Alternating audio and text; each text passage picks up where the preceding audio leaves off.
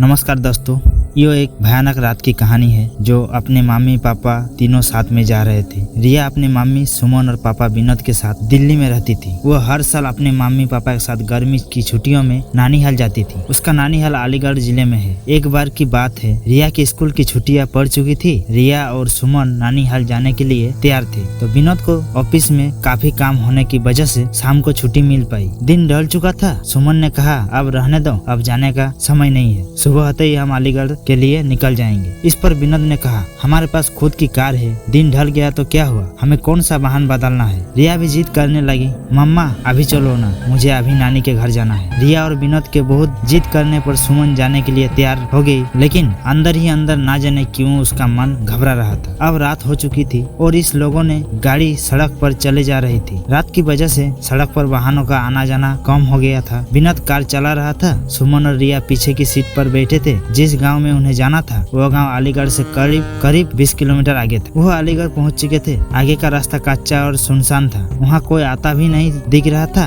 गाड़ी अब कच्चे रास्ते पर चले जा रही थी। थोड़ी ही दूर चलने पर गाड़ी अचानक रुक गई। रिया ने पापा से कहा, पापा क्या हुआ, गाड़ी बंद कैसे हो गई। विनोद ने कहा, पता नहीं बेटा, उतर कर देखता हूँ। सुमन ने कहा, जल्दी देखिए और यहाँ से चलिए, कितना सुनसान रास्ता है, मुझे कुछ ठीक नहीं लग रहा है। फिर कार से उतरकर विनोद ने गाड़ी का बटन को खोलकर देखा, लेकिन गाड़ी में कहीं कोई कमी नहीं दिखी। वो कार के अंदर आकर बैठ गया और कुछ सोचने लगा। तभी सुमन ने कहा, क्या हुआ, चलिए ना। विनोद अभी भी कुछ सोच रहा था। फिर सुमन ने रिया के पापा को कंधे पर पकड़कर जोर से चिल्लाया और कहा, क्या हुआ, क्या सोचने लगे हैं। कह रही हूँ चलिए यहाँ से, मुझे बहुत अजीब सा महसूस हो रहा है। एक तो सुनसान रास्ता, ऊपर से रात, जल्दी चलिए। तब विनोद ने कहा, मैं ये सोच रहा हूँ कि गाड़ी में कोई खराबी नहीं है, फिर गाड़ी रुक क्यों गई, देखिए क्या पता गाड़ी स्टार्ट हो जाए। तब विनोद ने गाड़ी स्टार्ट करने के लिए चाबी घुमाया और गाड़ी स्टार्ट हो गई। अब कार दोबारा उस रास्ते रात के अंधेरे को चीरते हुए फिर आगे बढ़ने लगी। अभी थोड़ी ही दूर कार चली थी कि रिया चिल्लाई, मम्मी। एकदम से विनोद ने कार को रोका।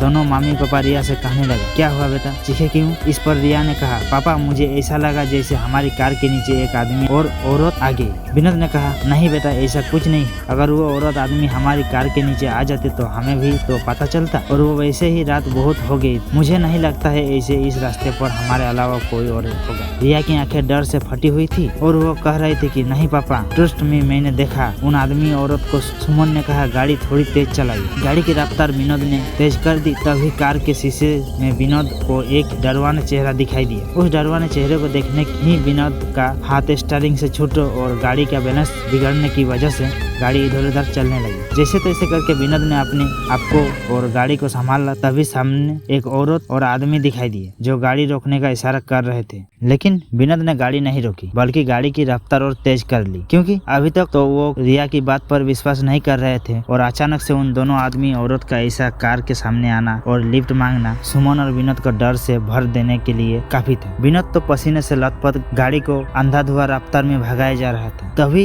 ये क्या हुआ, वो औरत और आदमी जिनको विनोद ने पीछे छोड़ा था फिर सामने खड़े थे और गाड़ी रोकने का इशारा कर रहे थे। अब तो उन तीनों की जान मुंह को गई थी। अचानक सुमन का फोन बाजा। हेलो, कौन। दूसरी तरफ से सुमन का भाई अर्जुन बोल रहा था, हेलो दीदी, कैसी है आप। सुमन ने कहा, भैया कुछ ठीक नहीं है, इस रास्ते पर बहुत गड़बड़ है। और सुमन ने उन दोनों आदमी को और औरत के बारे में भी अर्जुन को बताया। तब अर्जुन ने कहा, दीदी आप चिंता मत करो, मैं अभी आता हूँ। और 10-15 मिनट के बाद ही अर्जुन वो रास्ते पर खड़ा था। विनोद ने गाड़ी रोकी और कहा, अच्छा हुआ अर्जुन तुम आ गए, पता नहीं क्या हो रहा था, हमारे साथ कुछ समझ नहीं आ रहा था। अर्जुन ने कहा, कोई बात नहीं जीजाजी, मैं आ गया हूँ ना, अब आपको कोई प्रॉब्लम हो नहीं होगी। अर्जुन भी अब कार में बैठ और कार घर की तरफ चल दी। अब तो मानो जैसे सुमन, विनोद और रिया का डर अर्जुन के आ जाने से हवा हो गया। अब सब लोग घर पहुंच चुके थे। अर्जुन ने कहा, लाइए जीजाजी कार की चाबी मुझे दीजिए, मैं पार्क करके आता हूँ, आप अंदर जाइए। विनोद ने कहा, ठीक है, और चाबी अर्जुन को दे दी। जैसे ही रिया और उसके मम्मी पापा ने घर में एंट्री किया, तीनों चौंक पड़े थे। घर में सब लोग रो रहे थे और सामने किसी की लाश पड़ी थी। यह देख सुमन और विनोद दंग थे कि क्या हुआ घर में, और हमें अर्जुन ने कुछ नहीं बताया। सुमन की माँ ने रोते हुए सुमन से कहा, बेटा तेरा भाई अर्जुन अब इस दुनिया में नहीं रहा। इतना सुनते ही सुमन और विनोद और रिया के पैरों तले जमीन खिसक गई। सुमन को विश्वास ही नहीं हो रहा था, क्योंकि जो भाई घर के बाहर तक उसके साथ था, घर में उसकी लाश पड़ी हुई है। यह देखने के लिए कहीं यह मेरा वहम तो नहीं। सुमन ने अर्जुन के चेहरे से कफन हटाया। हाँ, यह तो सच था। तो सामने जो लाश पड़ी थी वो अर्जुन ही